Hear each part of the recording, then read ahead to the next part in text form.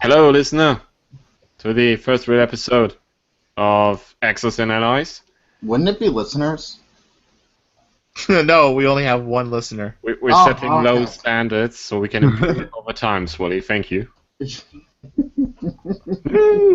Right, so, yeah, Axis and Allies. I'm the only Axis guy right here, right now.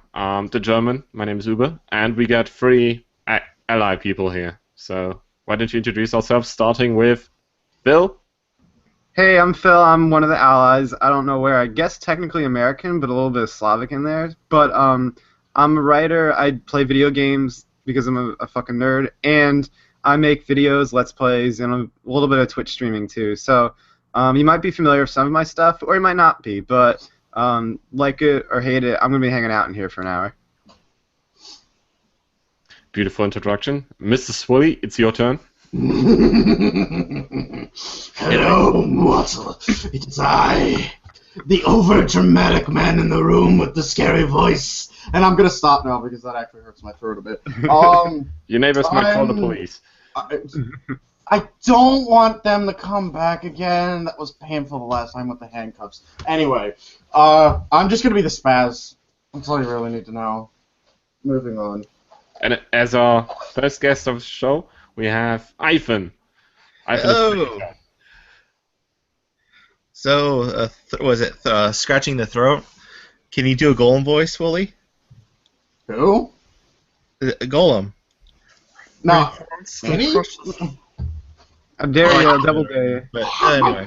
I'll buy you a Steam game if you do it. I would need to practice I that. won't expect Oh man, I can't do that right now. I guess I'm coming down with the flu. But anyway.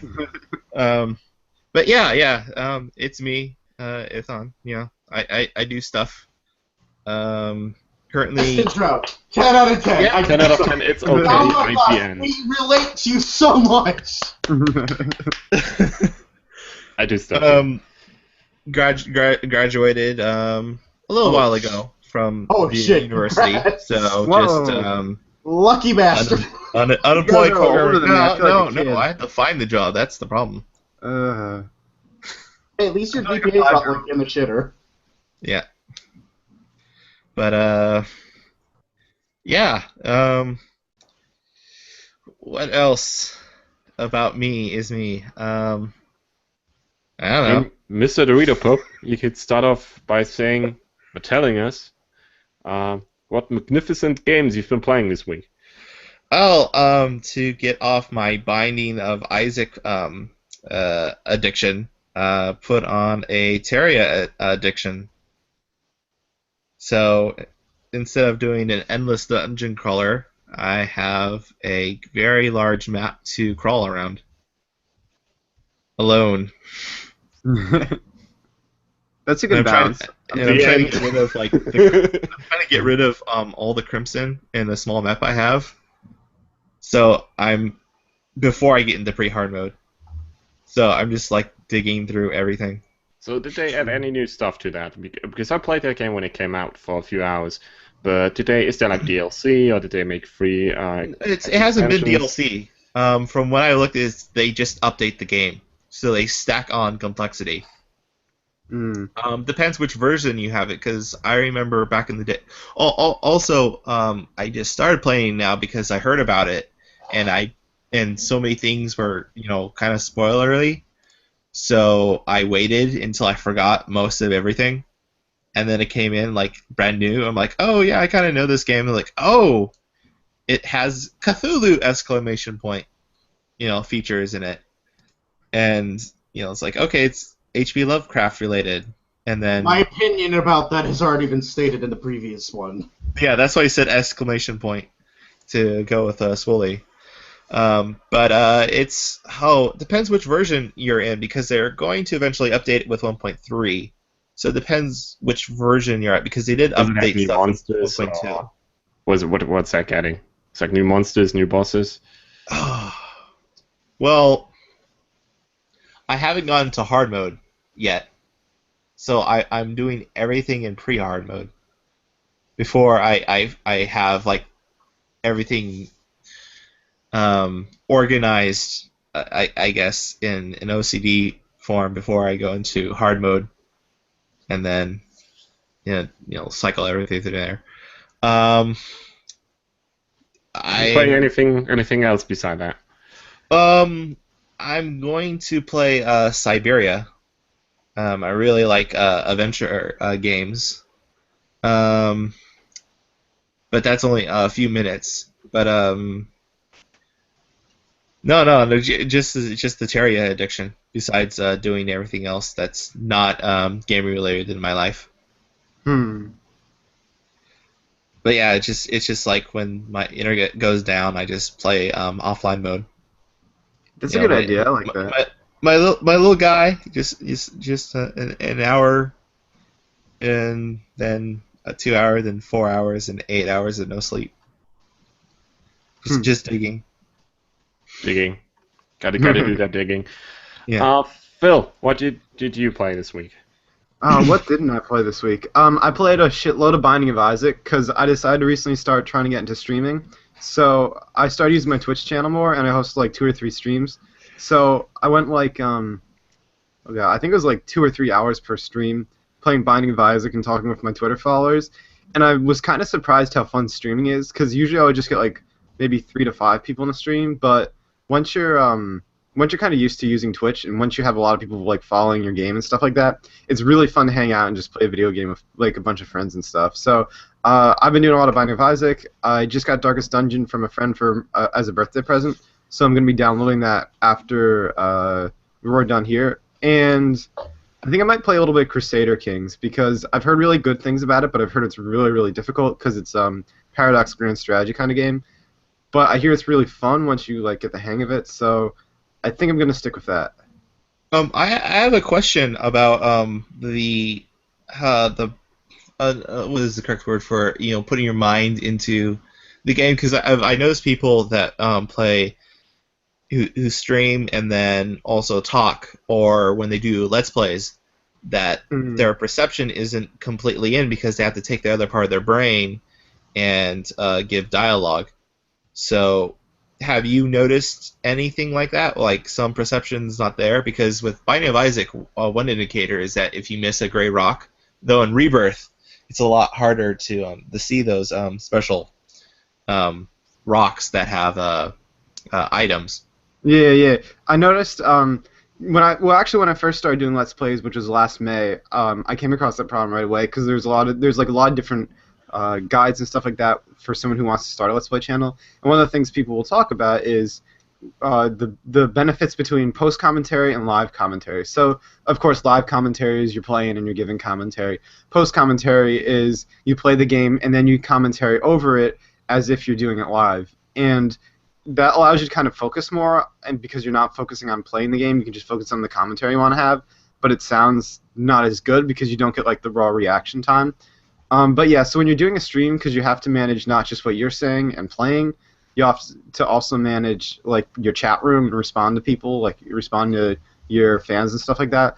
It is actually a little bit harder. There's a few times that I messed up because I'll be focusing on the chat room or taking Q&A questions because I did a Q&A stream, and I would get hit, and 1 or 2 times I even died because of that. So it's a little bit more difficult, but also you kind of get used to it once you're in the swing of things. You kind of like have your what's the thing called? Your perception on the corner of your eyes. I forget what it's called. Your peripheral vision. Your peripheral vision will kind of you'll kind of see if something's going on in your chat room, or you'll kind of see if like your views are going up and down. So you can still kind of play and do commentary and just like focus on that and then switch back and forth. But yeah, your gameplay is not as good compared to like straight just focusing on the game solely. How bad was the backseat gaming? It was pretty bad. Oh man, I had one friend. Okay, so my stream's delayed by like 5 to 7 seconds. I think it might be even more, like a full minute. So I have my one friend Taylor. I hate that. It's terrible. It's because I'm using the default OBS settings. So my friend Taylor, she has like 160 hours in Binding of Isaac. So she would tell me when I was missing the rock X's because I'm playing Rebirth. So I would always miss them because I didn't even know about them. And she was like, go back to that room, go back to that room. That's where the rock is. And I was like already doing the boss battle. I'm like, what rock are you talking about, Taylor? So I'm going back and forth, and I would go into the right room, and she'd say, that's the right room. And I would be in the wrong room because there's a minute delay. So, oh, you can't do backseat gaming with that kind of Twitch delay stuff. It gets nasty. I I stopped, like, I've allowed streaming on Steam, which has been going pretty well. And, the backseat gaming on that, because I've got enough friends who are, like, they'll watch me play, like, things like MechWarrior, where I'm just, as soon as you start moving forward, or as soon as you start putting something in motion, you can't back out of it. So I get that, like, you really should watch out your sides, and I'm already getting, like, a limb blown off of me while I'm moving forward. And it's like, Oh man. ah! Has anyone said like, "I told you, bro"? I've had that, like, I told you, bro. I warned you, bro. What's even worse is they don't do it in the chat window. They do it in the friend chat window. So on the side, you know, bloop, bloop, bloop. Oh man, that's the worst. Yeah. The other thing too is, even when you're not streaming, you're just ghosting. Like sometimes I'll play Counter-Strike, and my one friend will like we'll be playing Counter-Strike together, and they'll be following me because we're doing like a casual game, and they'll tell me like where an enemy is and stuff like that. And I'm glad they're helping me, but I don't really want that because I want to, I don't want to get ghosting or anything. But everyone's trying to backseat game with me when I'm playing, so it totally sucks. Like it's better to, I like kind of fucking up on my own, not really getting advice when I play. It's easier, both in the stream and outside of it, I guess. I've been tempted to do backseat gaming, but blind. So when someone is like in my friend list in Steam, you can chat with them. So I'm just curious. Like one day, just chat with them and then just have them talk to me. And so it's like, okay, what's the room like? Yeah. Is there a gun? Okay, can you go get the gun for me? All right, you good? All right. If you try to do that while I'm playing Dota, you're off my friends list. It's been tempting. Just saying. No, I think what's worse, or at least this is just from my like experiences with things like Gary's Mod. The thing I hate the most out of everything is someone. It was like players who think they know what they're doing as an administrator, and then just like quipping and saying like you should do this. Well, meanwhile I'm trying to run things, and so I get all of these different private messages, and I get all these Steam messages, and I'm just sitting there going, guys, slow down. Guys, this is car crash, we're crashing, guys, brick wall. Boom. Oh, I need to get back in the Gmod. But that was like an addiction where so many hours I was in that when I went to see Stomp, all I saw were props. Like when you saw like the blue barrel, there were blue chlorine barrels on the Stomp stage, and I was just like flashing to Gary's Mod and then like thinking how I could assemble the props and like looking at the entire performance as it was in Gmod. I knew that I had too many hours in at that time. I used to play a lot of source mods, and Oh my god, source mods. I wish the modding community didn't die as hard as it did. one of the comeback. One of the mods I played was called Zombie Master. Oh yeah. Oh. Good times, right? Oh.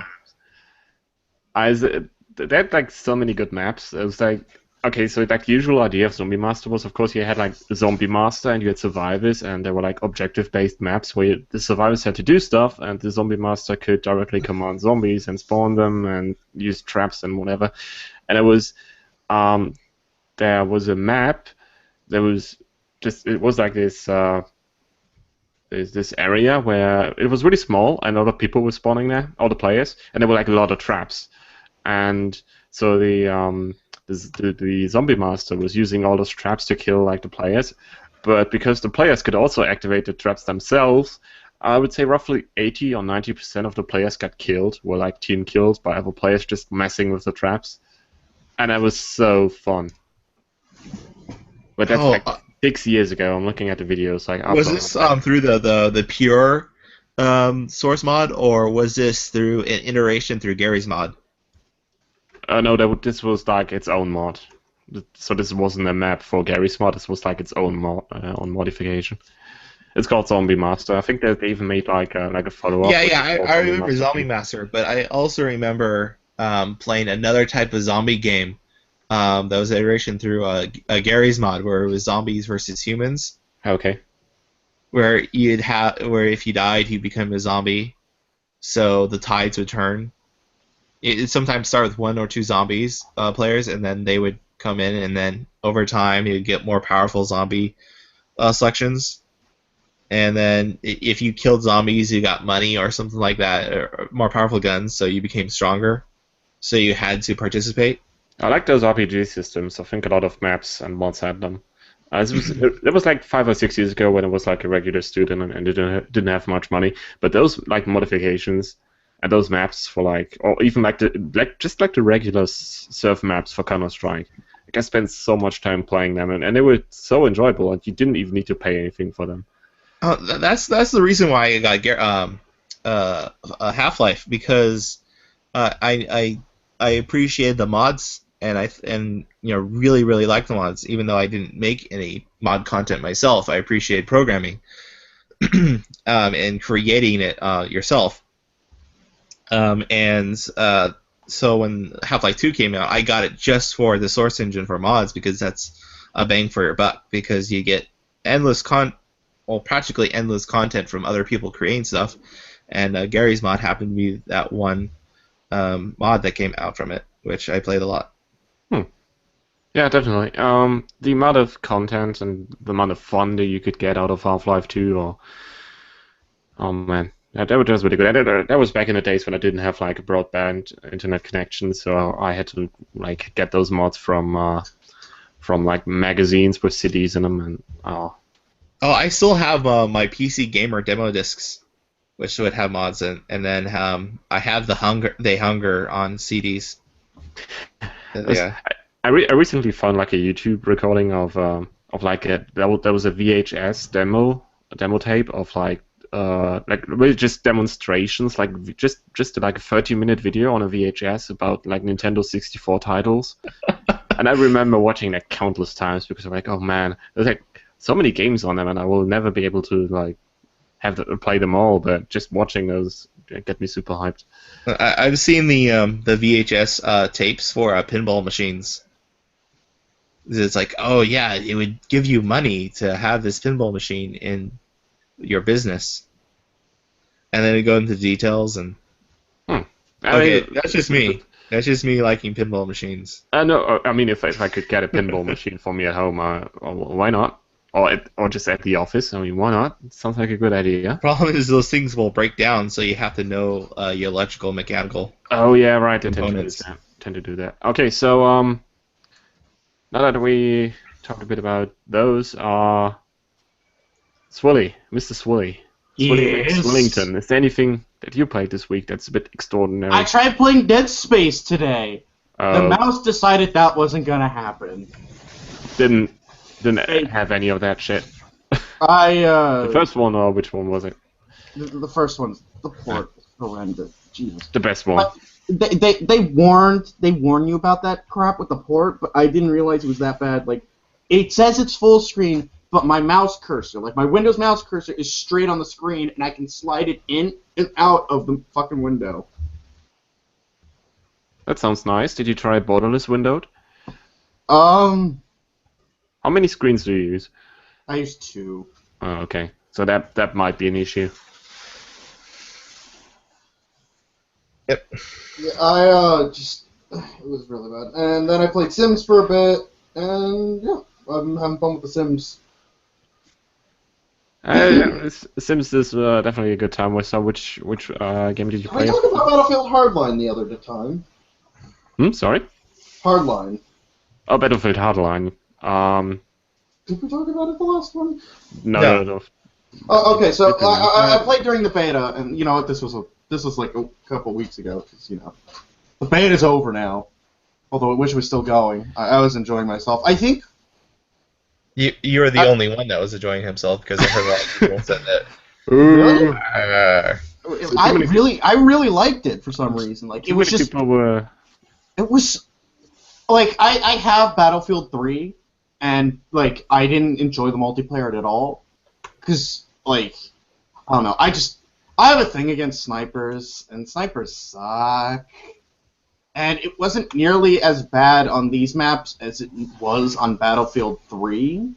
where if you poke your head out once, you get sniped. In this, there was at least, I don't know, I felt like I had a better chance against snipers than what you normally get against. And the infantry combat was a lot more fun, and I didn't have to worry about tanks rolling in from nowhere and just blowing my ass out of the sky. I repeatedly heard people saying that it looks like a mod and doesn't play like it's an entire entire game. You know, and I have to disagree with them. The gunplay is definitely different from 3. I haven't played 4, so I don't have that field of view, frame of mind with that. But with Battlefield 3, the guns felt a lot more floaty. The only complaint I have about Hardline, because all the other weapons feel really good, the only complaint I have is the starting assault rifle you get. The recoil is so bad, you can't hit a broadside of a barn with it. I'm just trying to figure out how the hell you level with that thing. I'm back, by the way. I'm sorry. My computer totally crashed, really badly, I guess. But we're good now. But what are we talking about right now? Battlefield Hardline. Oh, that game looks like trash. I'm sitting here saying I was having fun with it, and I thought it looked nice, and I was having fun. Everyone else is sitting here going, no. You're objectively wrong, that's Swilly, sorry. You're not allowed to have fun here. Games aren't supposed to be fun. Sorry, man. You have to play some shit games. I don't know, Swilly, not Swilly. Swilly's not dumb. Battlefield Hardline looks dumb. I got excited because I thought this could be the Battlefield version of SWAT 4, but I shouldn't have got my hopes up at all. The moment I played the first beta, I knew it was not really going to be anything to get too excited about. I mean, it's gotten a lot of games. I did play the first beta, and I have to agree with you. The first beta was just trash. It was it literally one or two maps, and it didn't feel right. But they've definitely done something right because I was playing the latest one, and it feels a lot better now. Okay. Yeah, I'm hoping if it's a little bit more like its own game and it's a little different, I'll give it some leeway. But if it's just what's the best way to put it? If it does end up being just like a Battlefield 4.5, I think I'm gonna pass on that. A lot of the comparisons I've heard from people who've played the game and also played a lot of the Battlefield games said it feels a lot more like Bad Company 1 and 2 over Battlefield 3 and 4. Okay, that's not bad. I mean, Battlefield Bad Company 2 was a little clunky in certain ways, but also really fun in others, so I can feel that. Yeah, what always got me for... Oh, what were you going to say? Battlefield Hardline is full price, isn't it? In German stores, it's full price. Mm. I can see why this could be a nice spin-off, but I don't conceive myself paying full price for this. Yeah, I mean, if it was a $20 standalone, I think that'd be kind of cool, but I'm not sure how I'm feeling about a $60 game that, is really not that much different from Battlefield 4, which was already not that much different from Battlefield 3. Yeah, and then you got to, of course, this is a bit jumping ahead in terms of the order, but you got to look at how much am I going to get out of this, and if you're already played a lot of Battlefield 3 and Battlefield 4, and you want to get the most out of your $60 or whatever it's priced, then I don't really think you're going to get that with Battlefield Hardline. Even if it is a good game, a decent game, then I don't really can see myself I own Battlefield 3 and 4 paying full price for that. I would have paid it if it would have paid for it if it was half the price, but I think I'm gonna pass on this one. Yeah, I can definitely feel that. Right. Anything else that you played, Swilly? Let me see. Maybe on console? I don't have my PS3. That's back home. I got back into the Secret World, or at least I'm planning to. I reinstalled everything and I updated it, and I'm kind of excited for that. I feel, for those who don't know, the Secret World is it's an MMO, but it's set in the modern day, and if the X-Files, every conspiracy theory, and every creepypasta / urban legend / old English tale you ever heard of was mishmashed into the same world. So you've 3 different forces, which are the Templars, the Illuminati, and the Dragon, which is your East Asian sort of thing. And the story is interesting. The environments are interesting. The way that they do quests, in most quests you just get if it's Guild Wars, you get a personalized voice cut, but all of the animations are standard and stuff like that.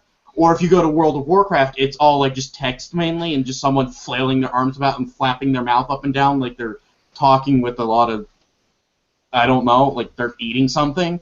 Didn't they change the subscription model? Didn't they just fully abandon that?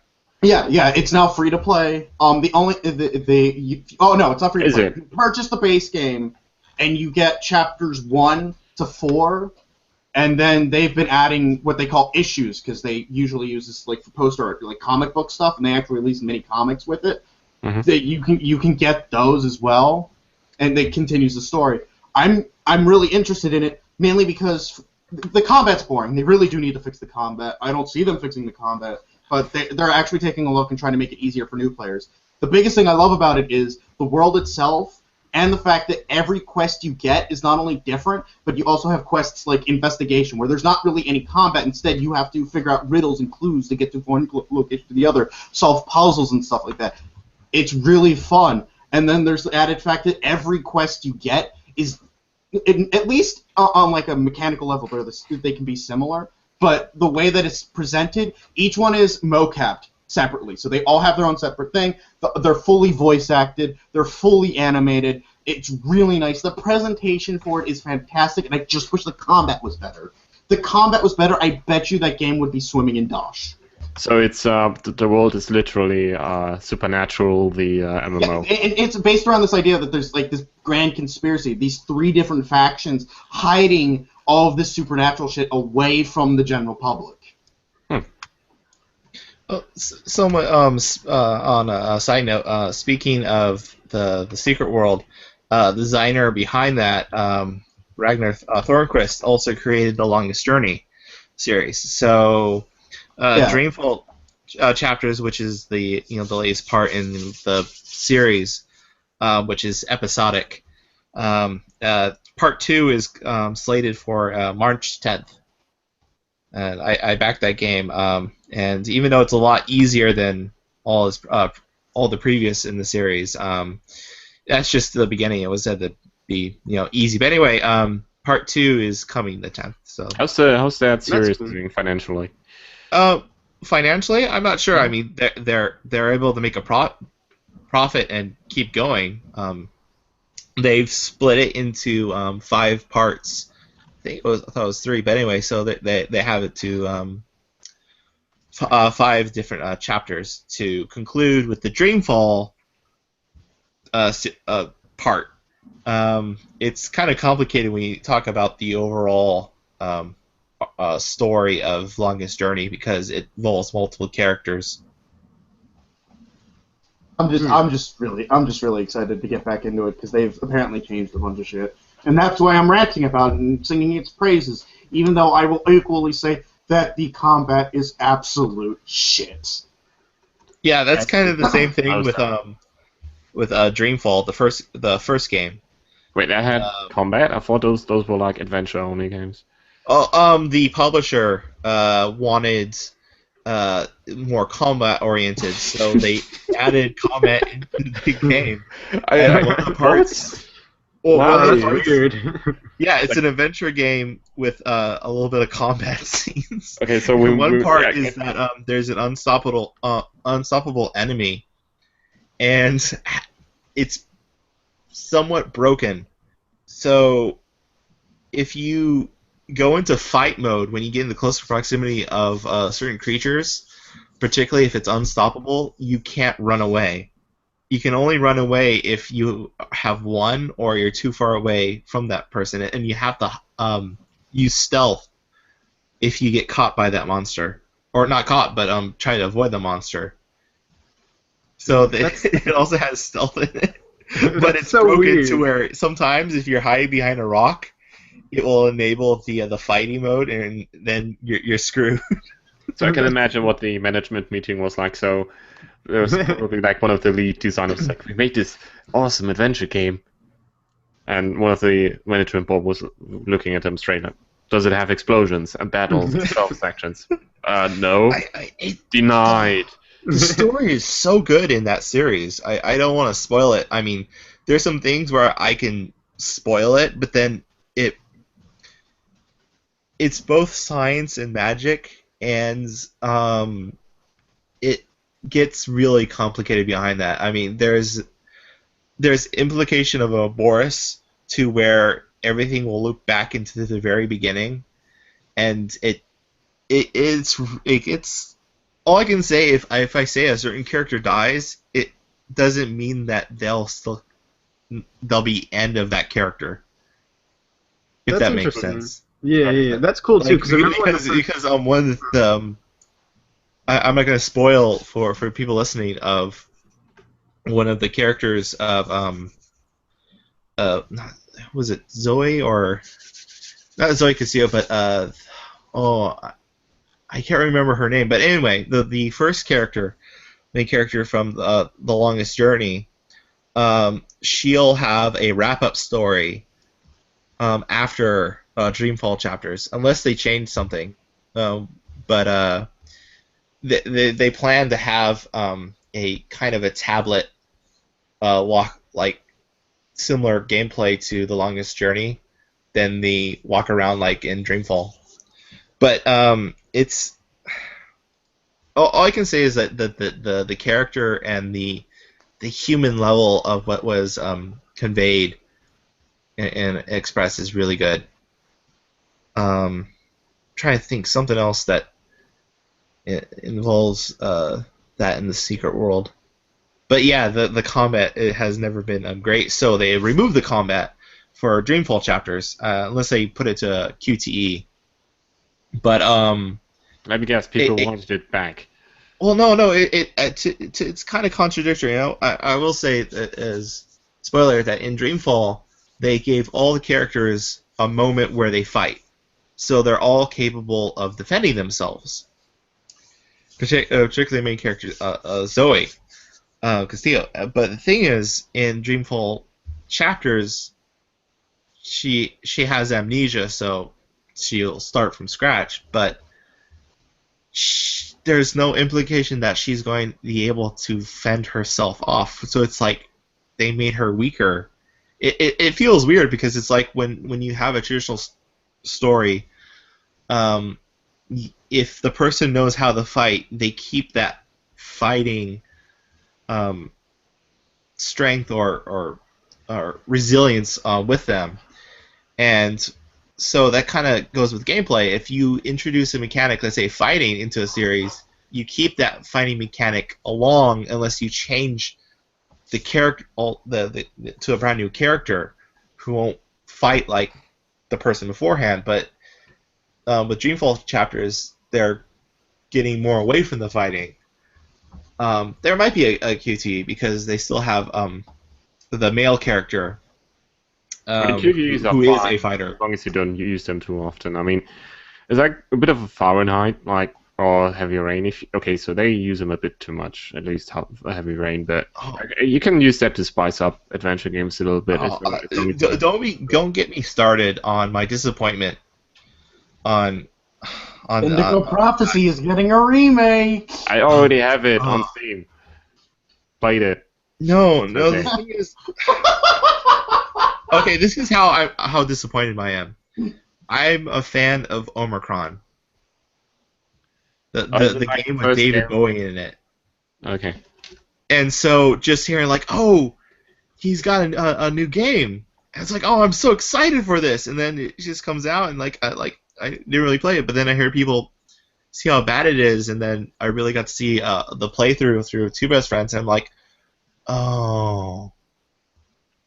This isn't good at all. Oh no. Oh no. And it's just like it was. The thing is, with Omicron, it's like the lingering of the madness of David Cage. Like with Omicron, it's open world. It's not linear. It's open world. That Right. you can even get to walk in a certain direction, and then your character will have this dialogue which doesn't make sense, because eventually you body jump from people, but then you look at this person like, ooh, this person looks interesting, and it's like, what do you mean this person looks interesting? It's funny because Omicron, in the very beginning, it breaks the fourth wall. because you're supposed to be playing a video game which then transports you to this other dimensional world, which you control this character, and the character goes to you and says, "I've contacted you through this video game of Omicron." What? Okay, that's Press this lunacy. key. Yeah, but I never played Omicron. Like I played Fahrenheit, Heavy Rain, and Beyond the It's broken. Souls. There's if you play the Dreamcast version, I've heard it's unbeatable because there's a bug which hasn't been fixed yet that you can't. And there's a it certain won't scenario get which- fixed. Awesome. Yeah, they kind of shit the bed on that one. But no, like Omicron has the good parts. It's an actual game, but it's also like it like not bipolar, but Is it your favorite game though? By Quantic, did you play It's- Fahrenheit, Heavy Rain, or Beyond the Souls? okay, it's an exploration open world, but then certain parts it's a fighting game, like Tekken. So you can actually sidestep. It becomes a fighting game, and then certain points in the game it becomes a first-person shooter. But you can't switch easily from between the two. It's only given by that command. So David tried to do it all, but he couldn't do anything properly. What? So like all the ways like all the ways to play a game were not properly executed. This is actually before QTEs, so it's kind of better depending on your Okay. situation. Yeah, but you didn't answer my question. Like, did you play the other like games from Quantic Dream? Oh no, but I can get a feeling from watching a playthrough of Heavy Rain and the other one that came out, Two Souls, Yeah. that it's just like, no, this isn't what I want, because there's if you see Omicron and you get brainwashed and you work for him, you're like, yeah, I really want to make Omicron. Like there are there's these like with Omicron, like they actually have a few people walking around, a lot more people than what you usually had for an RPG, because it used to be like, oh, it's a city, but you barely have any people. When they populated the people and it made it believable.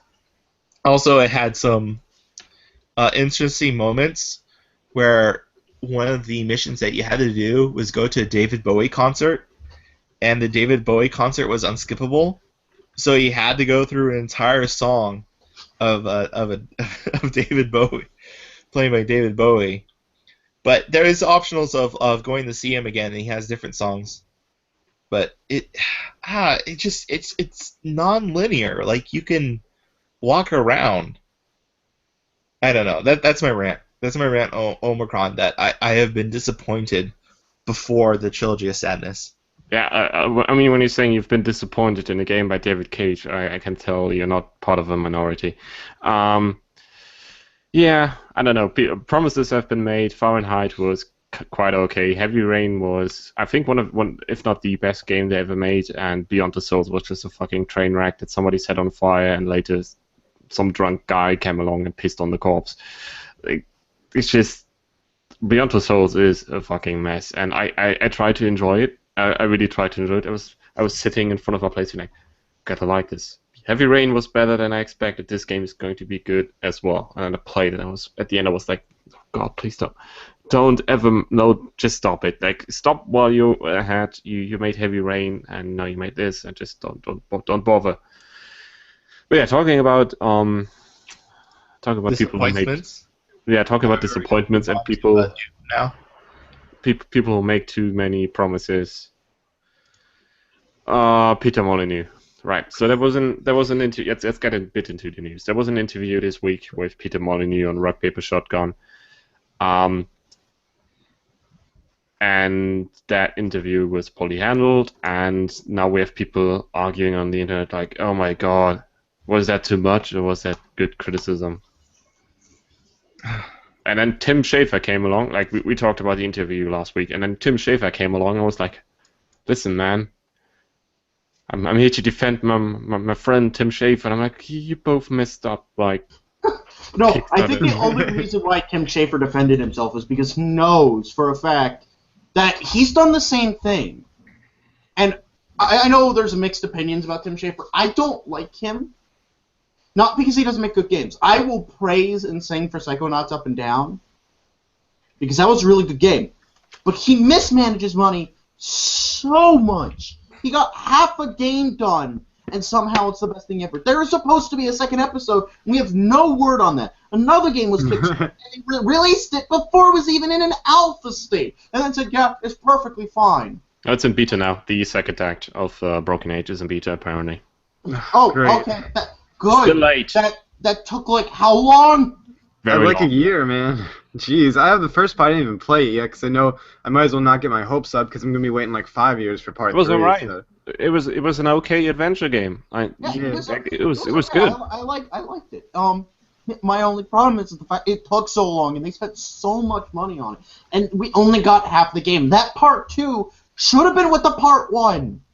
Is this going to be like one of the games from Telltale, where you get like the first episode and then half a year later you get the second episode and you're sitting like, Yeah, but what was this about? They set us up for that. We know what we're getting with them. There is a unspoken trust bond between Telltale and the gamers about what they do with their games.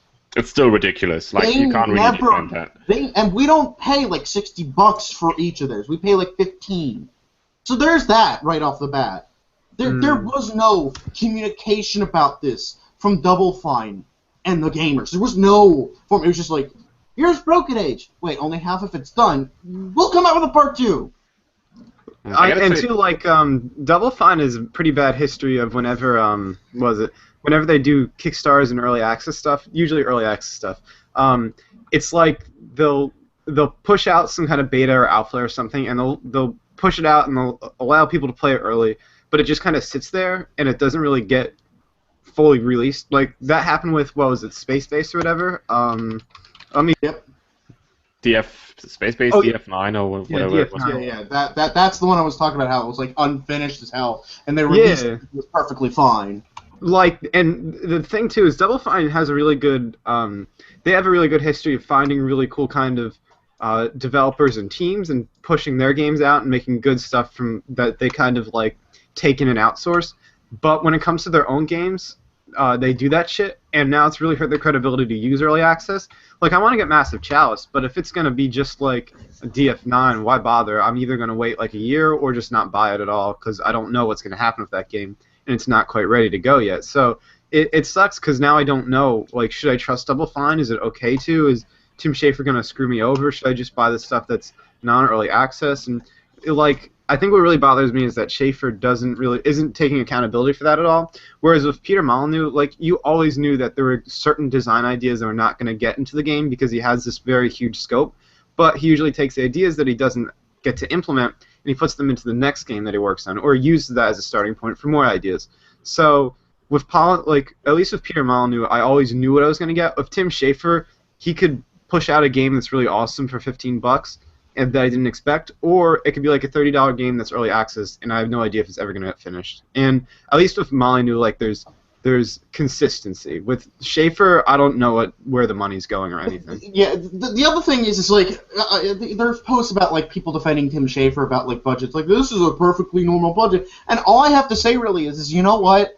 No, that's not a normal budget. In fact, the budget they spent on was to get actors to do the voice acting when you could have cut costs immensely and got really good voice actors, people who do this stuff for a living. And I don't understand, and this is just a broader issue with video games, because we keep trying to add in people who are not, we keep trying to drag in actors because it's oh, they're professional. Yeah, we have perfectly good voice actors who could do the same thing. I'll give him credit for using Elijah Wood though.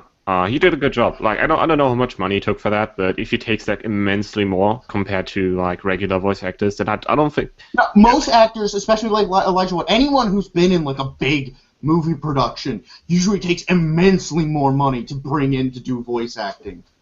They don't do it for cheap like voice actors do. That's the problem. I think what really bothers me a lot now that I've seen Tim Schafer and kind of the Kickstarter stuff going on is that I know traditionally speaking Kickstarters that go over the intended kind of minimal funding usually have a little bit of project delays, because usually what happens is the content creator has to figure out what to do with the new money, and it's going to change their whole entire foundation. So usually, like, most products go through delays, but there's a difference between, like, I got overfunded and I have this problem, and I got overfunded and my design calls for more money, and my design calls for more money. And that was the thing that bothered me with Broken Age, because really, honestly, that game should have been able to have been made with less of the budget that that he keeps on asking for. And I do really want to know how Double Fine and Tim Schafer are managing money. I think Tim Schafer might be a guy that's really good with developing, but maybe is not so keen on the business side of things. So Double Fine's running through a lot of financial issues, because Schafer should really stick to design and development and not necessarily try and figure out all the budgetary stuff of running his company. Because the fact that so many people got fired juxtaposed with the Kickstarter that's asking for so much money, even if internally it makes sense, externally it looks like a disaster. So they really need to fix something there. There's It's a something problem wrong. with Kickstarters in general. Like, people gave them how much? Like, a lot of money, and Oh yeah, let me look. It was a huge figure for Broken Age. what money did they make? Kickstarter Over millions. over $3.3 million, and you're making a 2D adventure game. Like, Yeah. okay, so I get you want to make everything hand drawn, and that's all right. The game looks good. I'll give you that. Like, it looks good, and I like the design of it. I like the general art style you're going for. But if you get like more than $3 million, like just to speak into a microphone, Elijah would really can't like ask for that much money. Right. Yeah, like what was it? Massive Chalice got $725,000 as a minimum and ended up with $1.2 million. And that game's, I would say, is going along better than Broken Age. So I don't know what Broken Age's problem is. I mean, it's true you kind of go over funding a little bit. You run into problems with the foundation design, but Massive Chalice is doing quite well with that amount of money. Broken Age might have 3 times it, but there's at least some games Double Fine can handle it well. I don't know why Broken Age is struggling so badly, and I don't think that we're going to see the full game come out for like a very long time now. And that's pretty disturbing if I'm a backer and I'm not seeing something that I invested in like 5 years ago. Well, just for the record, if you look at the Steam page of Space Base DF9, there's one curator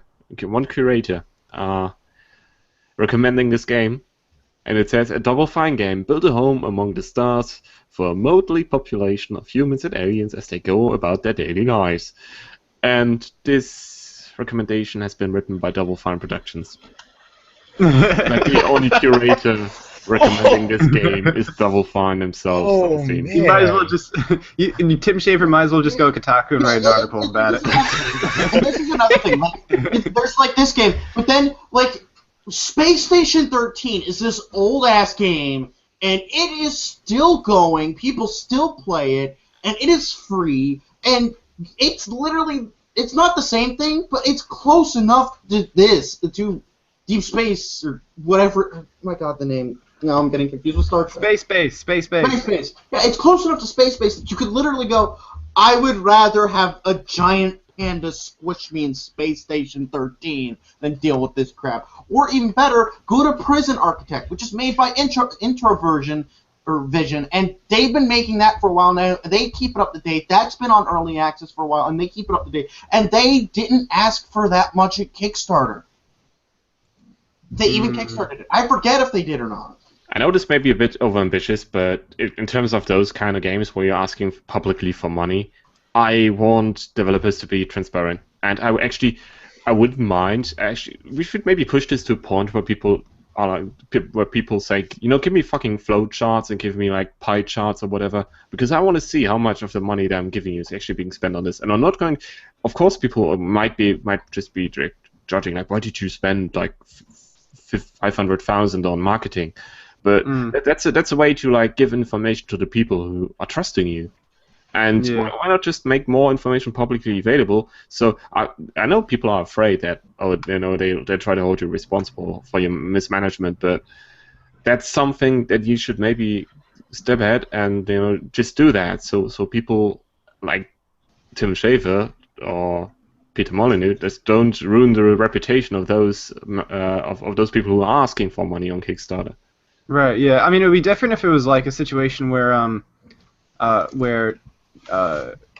Double Fine had like everyone's confidence, and everyone could still trust, funding Double Fine early access, Kickstarter, etc. projects. But I mean, for one thing, the fact that Massive Chalice didn't get as much money as Broken Age did either tells us that, and they asked for a higher ceiling for Massive Chalice too. It still got a lot of money past that, but it is pretty surprising. It's pretty surprising that there's that 3 times difference between the 1 million and the 3 million, and even though some people might be a little bit more willing to invest into a two-dimensional adventure game similar to the 90s ones, it is still kind of, I think it's a pretty big deal that not as many people put down as much money for Massive Chalice. I think that does kind of show that there is a little bit of a loss of confidence in Double Fine if they're asking for money and not delivering. And I noticed Massive Chalice has a tighter production schedule now compared to Broken Age, and maybe it's unfair to compare the two because one's an adventure game, the other's more like a tactical kind of strategy game. So I don't know, but I do think it's Double Fine does have kind of responsibility to pony up and say, okay, we made mistakes, and out of fairness, let's talk about transparency of our business process. So, on several things, well, I could give my 2 cents. Sorry. If in Kickstarter is what's also in. Wow, I'm totally blanking. Sorry. Like sometimes my brain goes out. If you continue, sorry about that. No problem. Woo. We can maybe use roughly the last 10 minutes, unless anyone wants to say anything.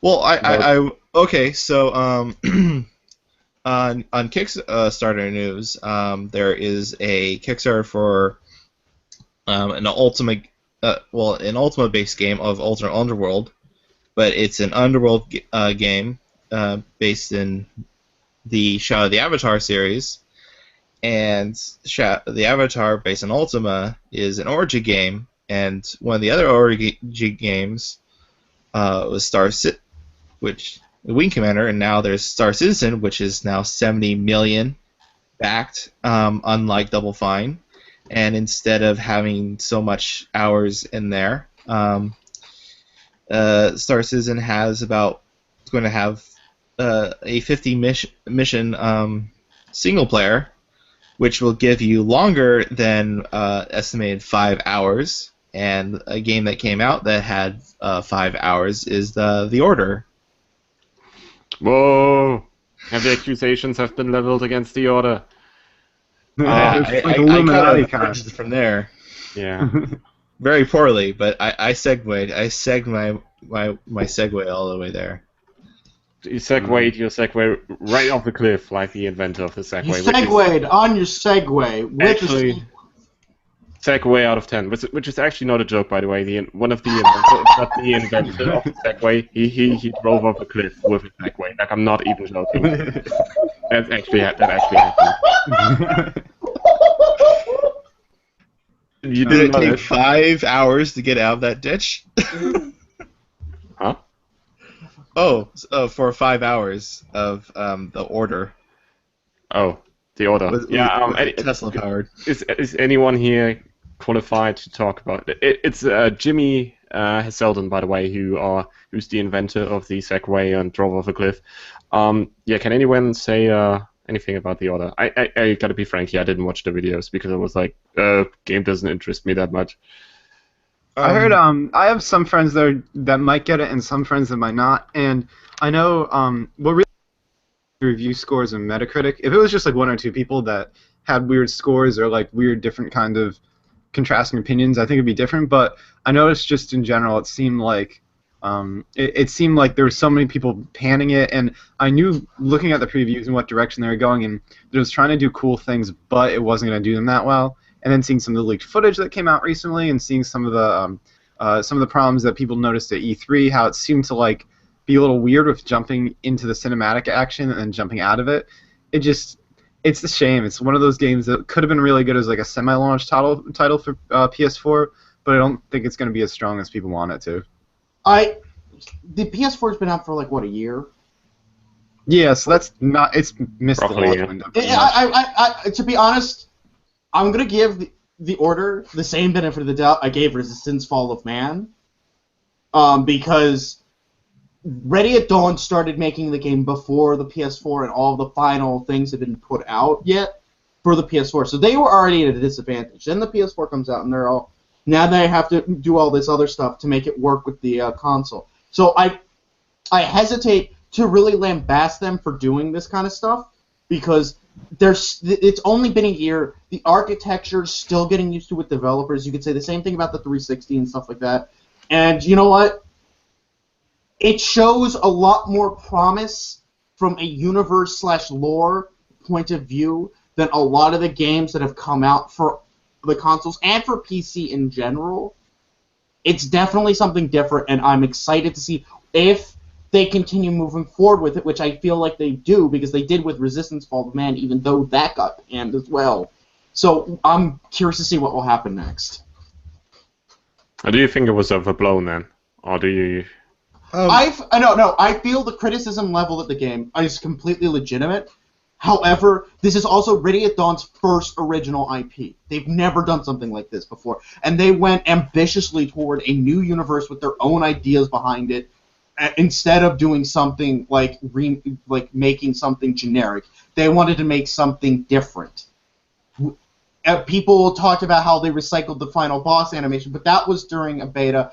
Things shift, things change, and I feel that on some level Ready at Dawn got overwhelmed, because there's a lot of factors when it comes into development. But I'm excited to see if they move forward with the Order to a sequel, and if they build off of that, like Insomniac did with Resistance 2 and 3. Well, the only information I can give is knowing someone who's reviewing that game, and his critiques so far in the first hour, he's not going to give a final review yet until he's finished, but is that it plays a lot like Gears of War. So if you've played Gears of War and you're accustomed to it, and you don't want that thing, it's going to be dreadful, because it looks like a low par Gears of War. With you don't need the stealth, you just go in guns blazing, and if you can do what are those grabs where you instantly kill the person?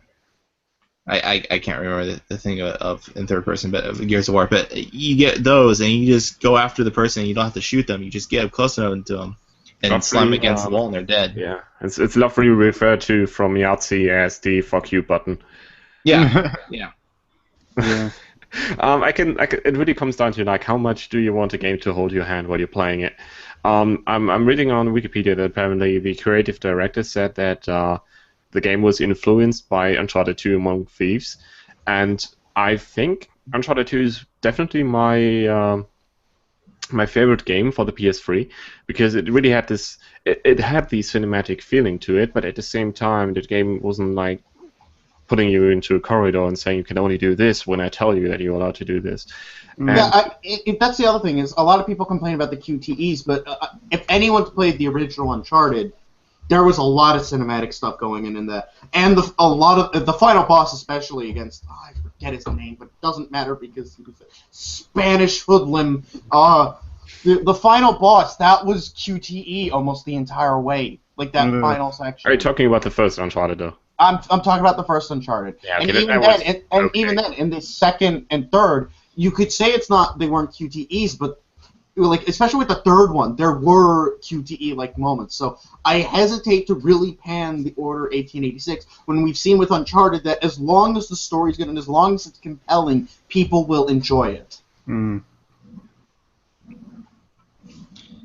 I think that instead of going for Uncharted, which would kind of took out from Tomb Raider, they could have taken more inspiration to the Tomb Raider type gameplay where you didn't have so many enemies and you jumped around. Then you just have like some wave mission of like guys coming in, or maybe some stealth. But if they just had a map where you just traversed and it was getting from point A to point B through exploration and jumping around, then I think that would have played more into the Order. I mean, they need a feature that makes them stand out in comparison to other games, which is your regular third-person shooter with chest-high walls and duck and cover and that kind of stuff. but they went for like this. Okay, we're going like for cinematic vision, and so they kind of shot themselves in the foot with that. Like when they were saying, oh no, they're going to be like these black bars, and the 30 FPS limit. Like even before the game has been released, it didn't garner too much positive coverage and response from the community in general. So I kind of saw this coming. Like the game would have needed to be like exceedingly well received by people to like make up for that. And in any other case, people would just dismiss it as like a failure, really.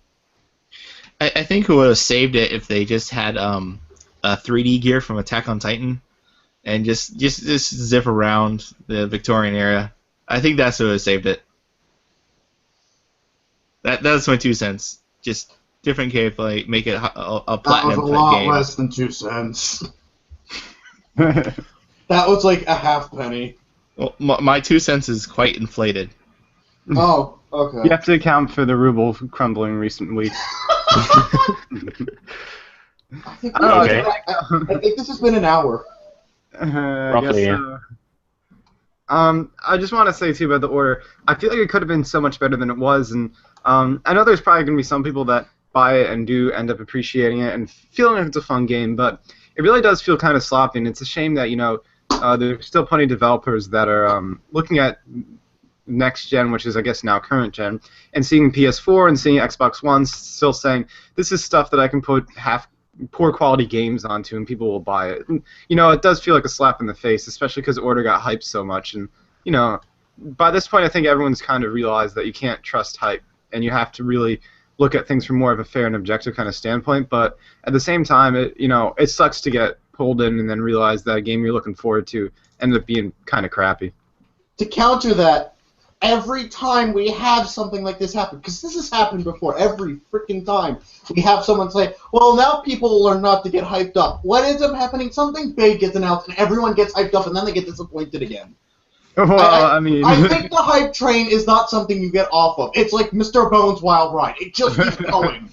Oh, I think it's gotten even worse with the early access. I mean, if you look at the Stomping Land and the Stomping Land early gameplay, it was like quite fun. It was just really hard. Like so many dinosaur-based games have failed. And that's like worth a discussion. What good dinosaur games are there around? I mean, maybe just as my final thoughts on the order are, first of all, don't buy any like news about like clickbait news, like, oh, the order is only 5 or 6 hours long. Just wait for the game to come out. Just wait for reviews and wait for people to actually play the game instead of just one guy who put up YouTube videos that you haven't probably seen in the first place. Then don't try to sell technical limitations as a cinematic vision, and don't buy the hype, really. That's pretty much all I can say about the order. Right. This wraps us up for the first episode, for the first real episode. Axis and Allies. Whoa, that's kind of cool. yes.